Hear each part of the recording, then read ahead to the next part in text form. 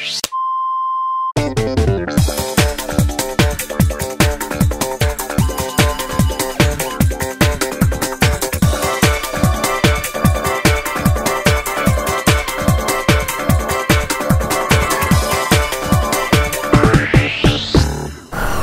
guys, you know what Chromakey is, you know the basics of Chromakey. Now you need to know what type of equipment. What type of equipment out there that is Chromakey? What do I use? What do I use for this? How do I light it? Blah, blah, blah. Well, we're gonna get into that, but I'm gonna go over what type of Chromakey stuff is out there. You've got really expensive stuff that can cost you hundreds, if not thousands of dollars, all the way down to do-it-yourself stuff that, you know, it's just, it doesn't give you that professional look that you're looking for. And then you've got some mid-range stuff. A really good website that I found that offers Chromakey stuff at discounted prices, and it's awesome. It's really awesome. But first, before I go and give you more details on that, I want to go over some of the stuff that we use for Chromakey. And you know, before I do that, I should turn off the Chromakey effects behind me, shouldn't I? Okay.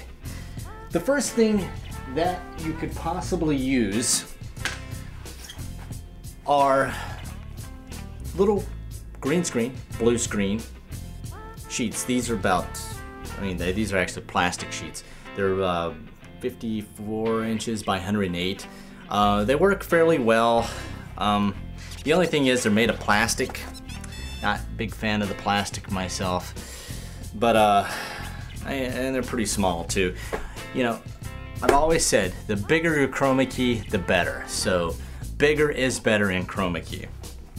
These would be nice for headshots. If you're gonna buy something like this, if you're gonna buy these little plastic things, they run about 15 bucks, but you know, buy at least 3 or 4 of them, because you might be out there in the field, or you're gonna shoot some Chromakey and then rip, because you know, plastic, it's not like cloth.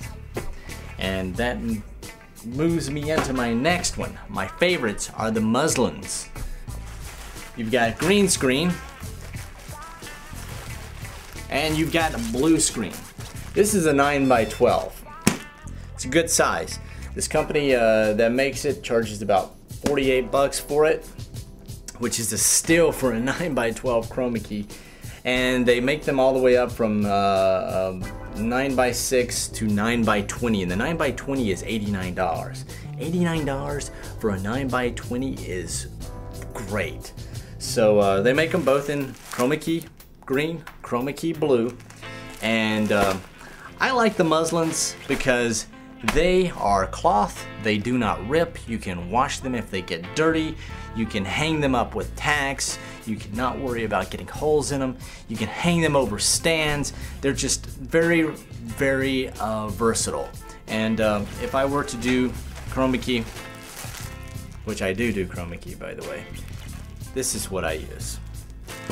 Now if you want to take it a step further and you've got more of a permanent area for doing your Chromakey, you can go with Chromakey video paint.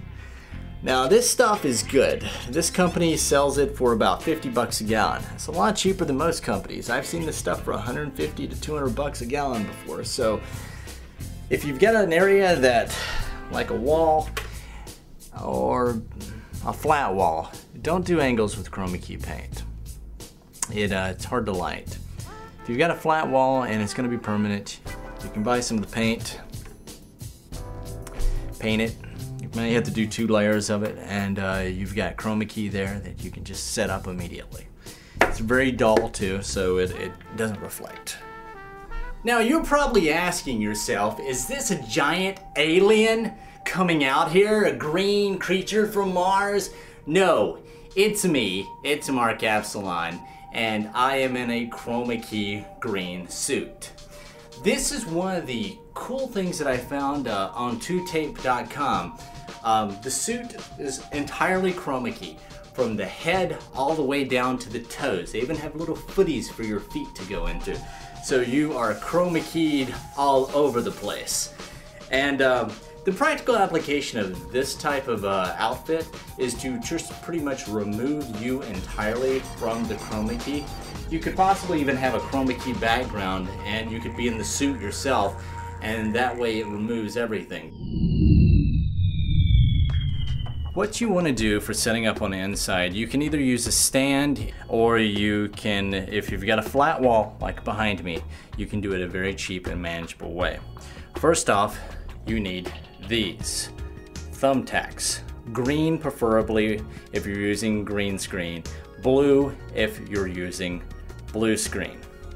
Well, what I do is I take my Chromakey sheet and I pretty much start with the end. And I take one of the tacks and drive it through the sheet and push it into the wall. Once you have the first corner done of the sheet, just do the remaining 4 corners all the way down to the end and make them as tight as possible.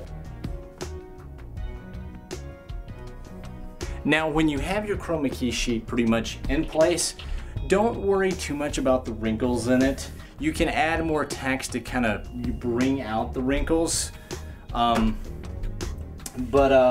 I wouldn't worry too much about it, because when you're keying this stuff out, a lot of the wrinkles will disappear. The next thing that you want to do is you want to light your Chromakey, and this is the very critical part. Lighting indoors, you need your Chromakey evenly lit.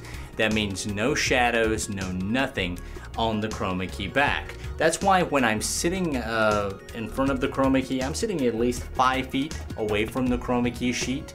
That way it adds some blur to the background and it doesn't cast any shadows to it. The first step in lighting your Chromakey evenly is a choice of lights. There are a lot of light kits out there, they're very expensive, and then there are reasonably priced lights. Like for instance, these are work lights. They're 500 watts for each light. They're blinding me right now really harshly. I can't even see what I'm doing hardly, but they give a nice even light, and the thing is, they're relatively cheap. On the website Tube Tape, where all this Chromakey stuff came from, they sell them for $49, which is the price that you end up paying for these things. They're $49, $50 lights, and they're great and they work excellent. I have never had any problems with them. I actually like these better than my light kit. Well, what you do is you'll put these lights, like this one, at an angle adjacent to the Chromakey. You'll do the same thing over here on this side. Put them up and put them at an angle to make sure that your Chromakey screen is evenly lit.